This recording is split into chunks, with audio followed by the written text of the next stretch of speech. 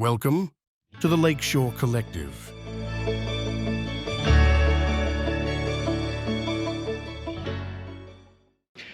Wally and I quit watching broadcast TV, like, I don't know, how many years ago has it been? Maybe 10 years ago. And we started using, streaming services like Netflix and Amazon. So we quit watching the show that we really liked. I don't know if any of you have ever seen Modern Family.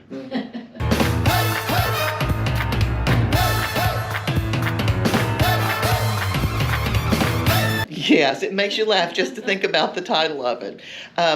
One thing that we both like about this show is that it does make you laugh, but it also sometimes makes you cry a little bit. And it just seems to me that there's just nothing better than something that make you belly laugh and bring you to tears. I just wish that I could do that with every sermon. I don't always make you laugh, and I don't always make you cry, but I think there's something about the scope of those experiences that we all have as humans that brings out the best in us when we can see both of those emotions in the same place. So today is Transfiguration Sunday, big word for a day that maybe is not fully understood, but it does explore in this text that we're going to look at the spectrum of human emotions that people might have. So here are these words from the Gospel of Mark, chapter 9, verses 2 through 9. 6 days later, Jesus took with him Peter and James and John and led them up a high mountain apart by themselves. And he was transfigured before them, and his clothes became dazzling white, such as no one on earth could bleach them. And there appeared to them Elijah with Moses, who were talking with Jesus.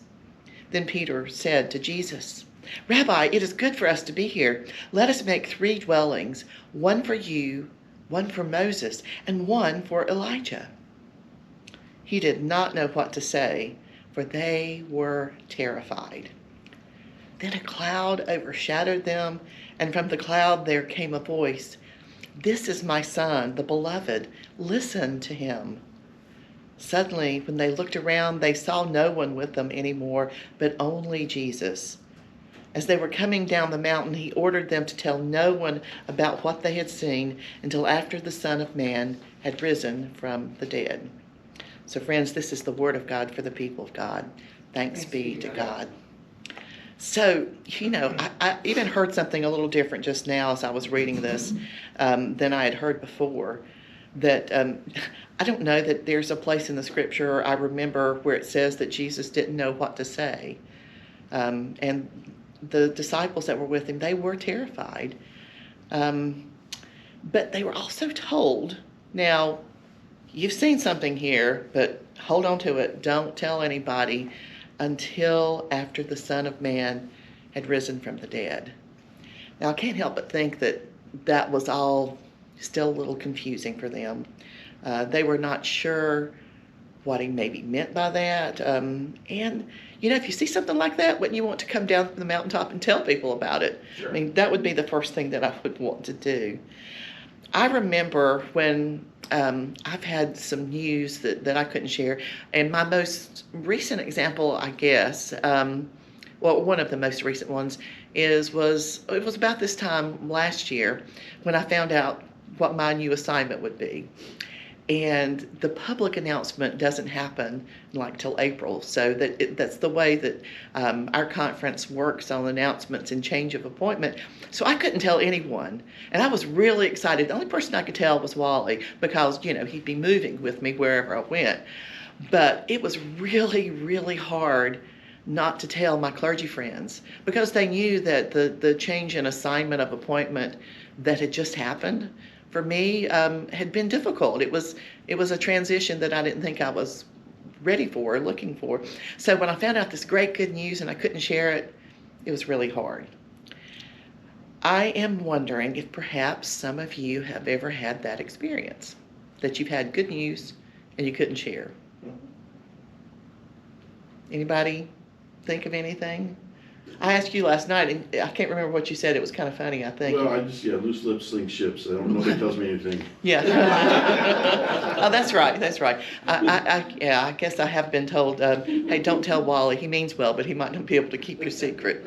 It is hard not to tell. I know a lot of times people have these gender reveal parties, and I kind of get it, but I kind of don't like it very much at the same time. And I have seen some occasions where they've kind of gone awry, and there's been like some physical damage to people that are there because of how they choose to do this. Sure. Maybe that's an extreme. But maybe an engagement that could be a good news for a couple, and they don't want to share it yet, or that someone is expecting, they don't want to share it yet. And we did have to keep a lid on that preceding the birth of our granddaughter, so that was another secret we had to keep for just a little while until they were ready to make that public. Anybody else have any other examples of things you've had to? Sure. So my niece, they had one child and then decided not to have more children, and I think about 11 years passed, and then they decided that they wanted to try again.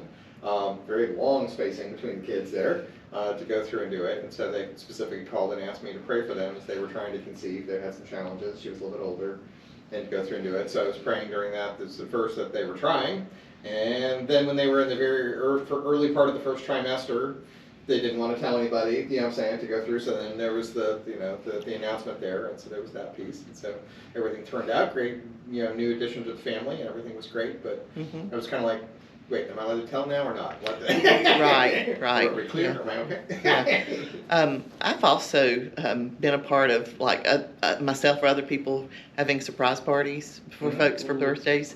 That's kind of a hard secret to keep sometimes, too. But what the disciples were asked to do, I don't know. Anybody, before I go on, any other? Oh, I did see that someone, a friend of mine who lives in Florida, had posted that, it really is, when there's a secret, it's that person's story to tell. And Bob, I agree with you on that. If you're watching, that is the truth, that it is that person's story to tell. Like with your niece, was it your niece, Carl? Mm-hmm. Yeah, your niece, it was their story to tell, so you had to bide your time and wait. But it's a really difficult thing to do. We had the same thing. It seems to be a theme around babies and children. And Sure. Yeah.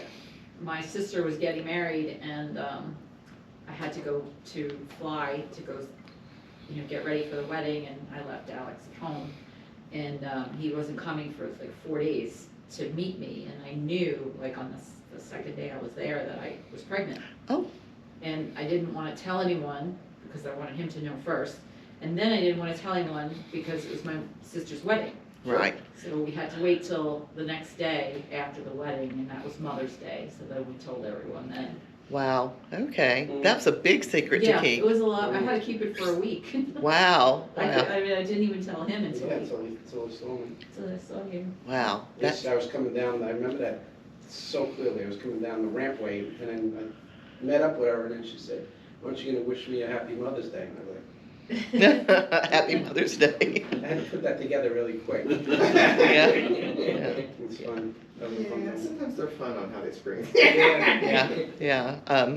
I remember we shared with some friends of ours when we were first expecting our oldest son.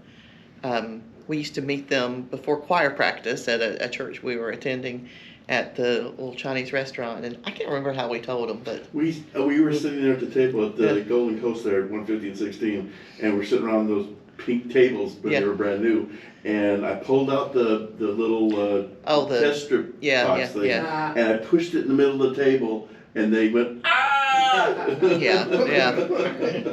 So A little unsanitary. it was like, I peed on that stick. So there you go. Maybe he had, I don't remember if you washed your hands before you ate your food. But we were so excited about that. We weren't thinking about that sort of thing then.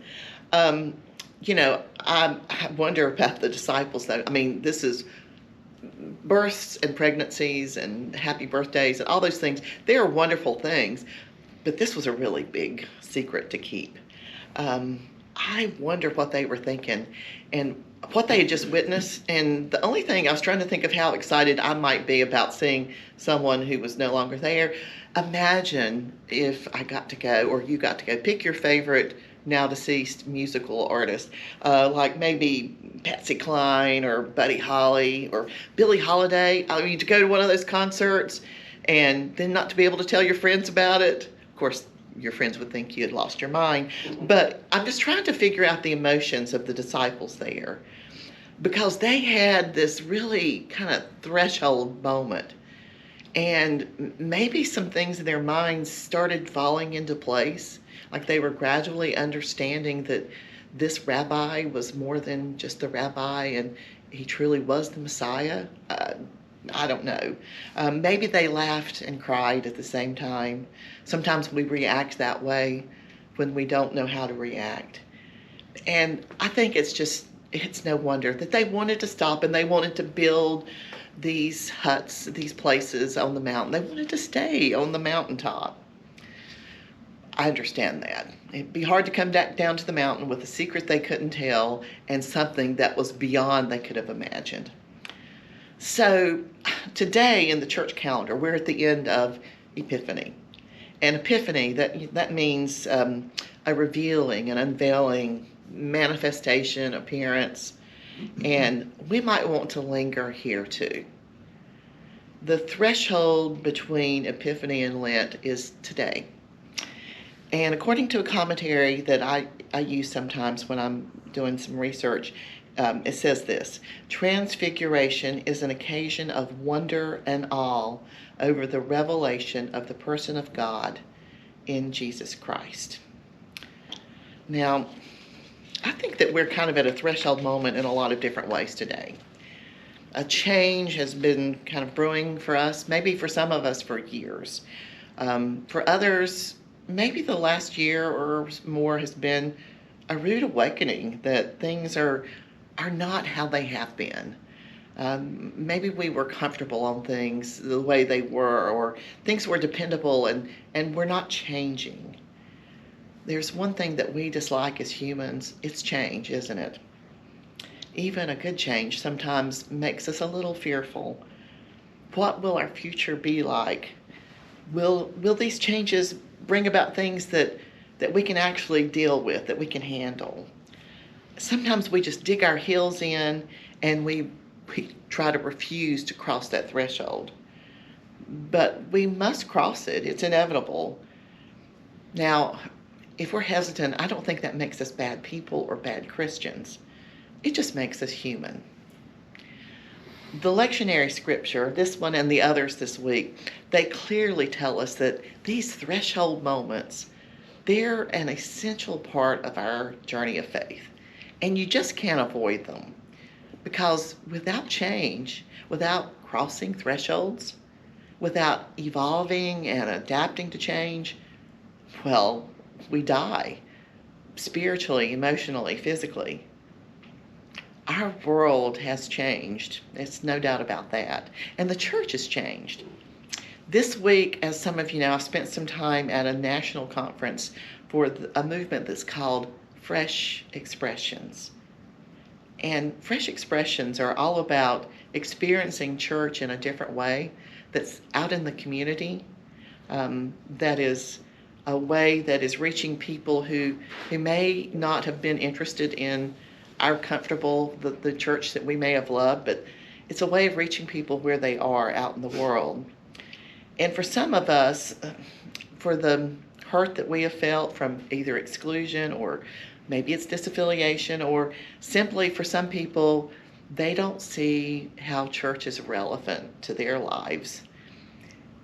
This movement is an attempt to move us across that threshold. And it was a really interesting gathering of folks from all over the country. Now, some of you might be joining us online, and those of you in person might be keenly feeling this kind of threshold moment. In the church calendar, we have moved from, if you think back to the Advent season, and then the joy of Christ's birth, Christmas. Then we have the season of Epiphany, the season of light and hope. And now we're transitioning to kind of a shadowy season, the season of Lent. How do we prepare for that? And if we shed some tears today, maybe they're watering our souls in this dark time, so that whatever wilderness that we encounter, we can emerge on the other side. And as an emerging faith community, which is what the Lakeshore Collective is, how do we reflect on this season, this threshold season right now? All of these times in our church calendar, in our lives, there are occasions sometimes for laughter and joy, and sometimes for fear and tears, all of the emotions. And as we seek new ways, and maybe some of the things that we are seeking to do now are actually old ways that are being renewed, that help us draw closer to God.